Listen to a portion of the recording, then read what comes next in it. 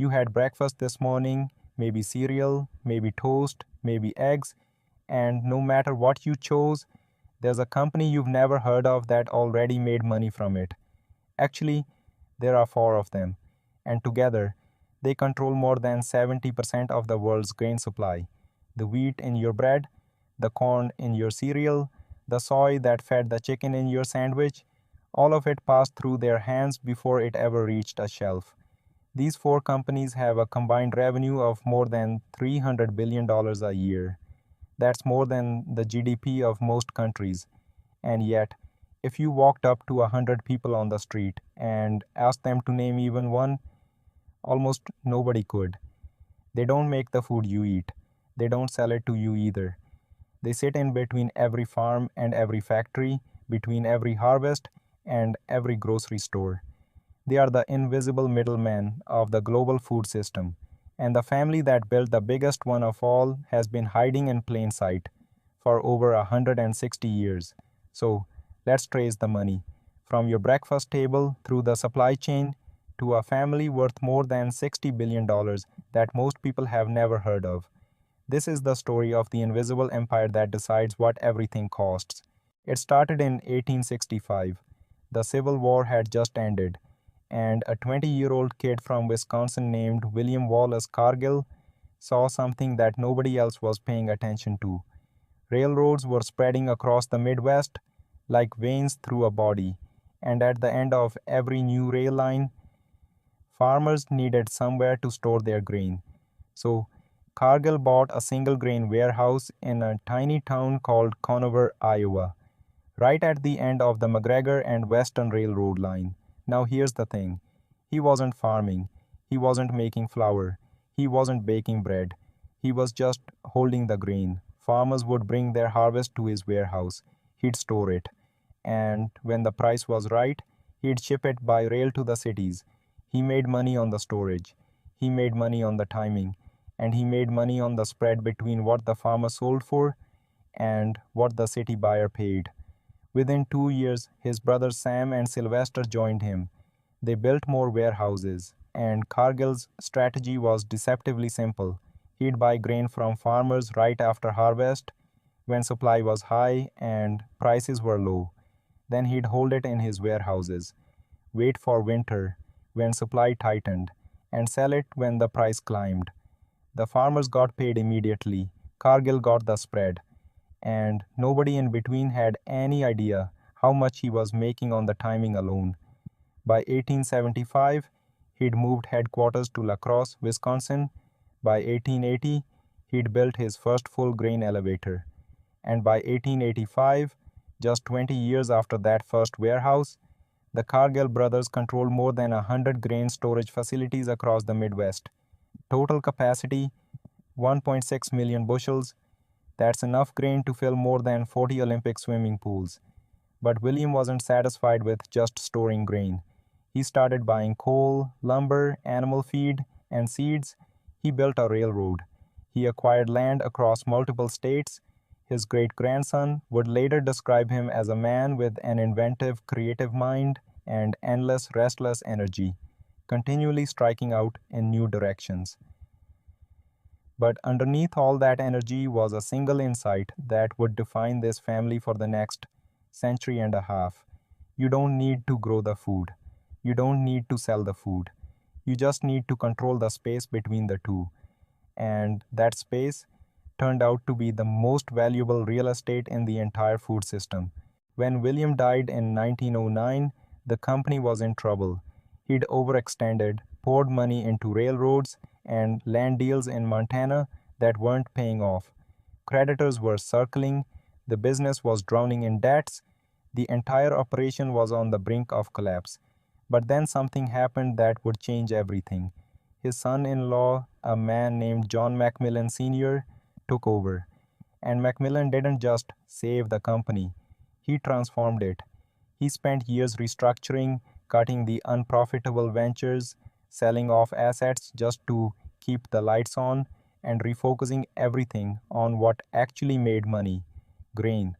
And then came the perfect storm, the Great Depression.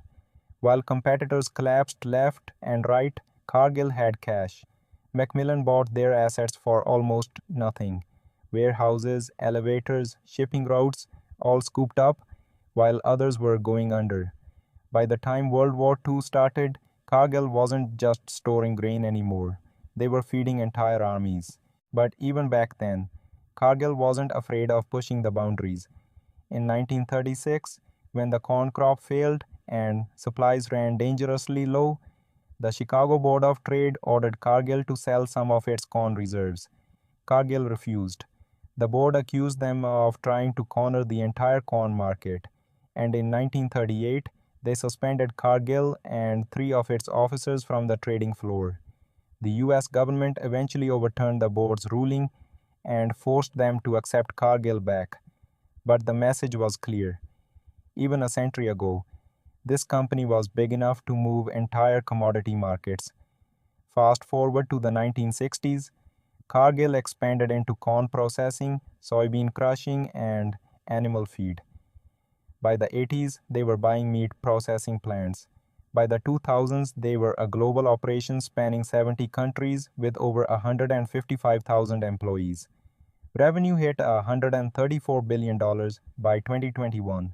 Then, during the pandemic supply chain chaos of 2022 and 2023, food prices surged around the world. Cargill's revenue exploded to $177 billion, and their profit, a record $6.7 billion in a single year. To put that in perspective, that's more annual revenue than most Fortune 500 companies will ever see, more than Coca-Cola, Nike, and FedEx combined, and Cargill isn't even publicly traded. There's no stock ticker, no quarterly earnings call, no Wall Street analyst asking tough questions, just a private family empire answering to nobody but themselves. But Cargill doesn't operate alone. You see, there are three other companies that sit alongside them at the center of the global food supply: Archer, Daniels, Midland, Bunge, and Louis Dreyfus. They call them the ABCDs, and together, these four companies traded 540 million tons of grain and oil seeds in a single year. That's roughly 60% of the total global volume. Some estimates put their combined control as high as 90% of the global grain trade. Now, think about that for a second. Four companies, 90% of the grain. That means almost every loaf of bread, every box of pasta, every bag of animal feed, every bottle of cooking oil on the planet passed through one of these four companies at some point in its journey from field to shelf. And this is where it gets really interesting. These companies aren't just moving grain from point A to point B, they own the storage facilities, they own the shipping routes and the port terminals, they own fleets of barges, rail cars, and ocean vessels.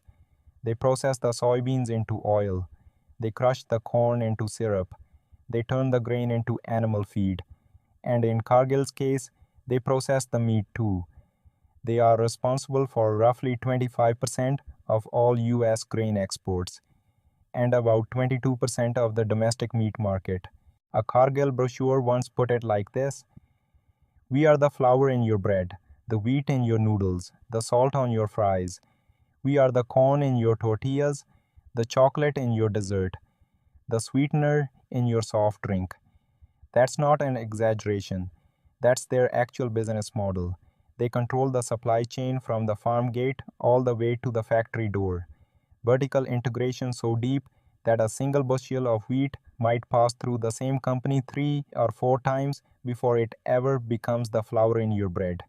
And because they are the ones doing the buying, the storing, the transporting, and the selling, they know things about the food supply that nobody else does. But here's what most people don't realize. These companies don't just trade the physical grain.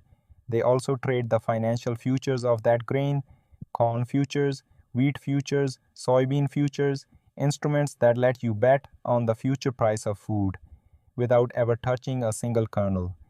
Cargill has an entire financial services arm, a division that manages risk in the commodity markets. They have offices in 15 countries.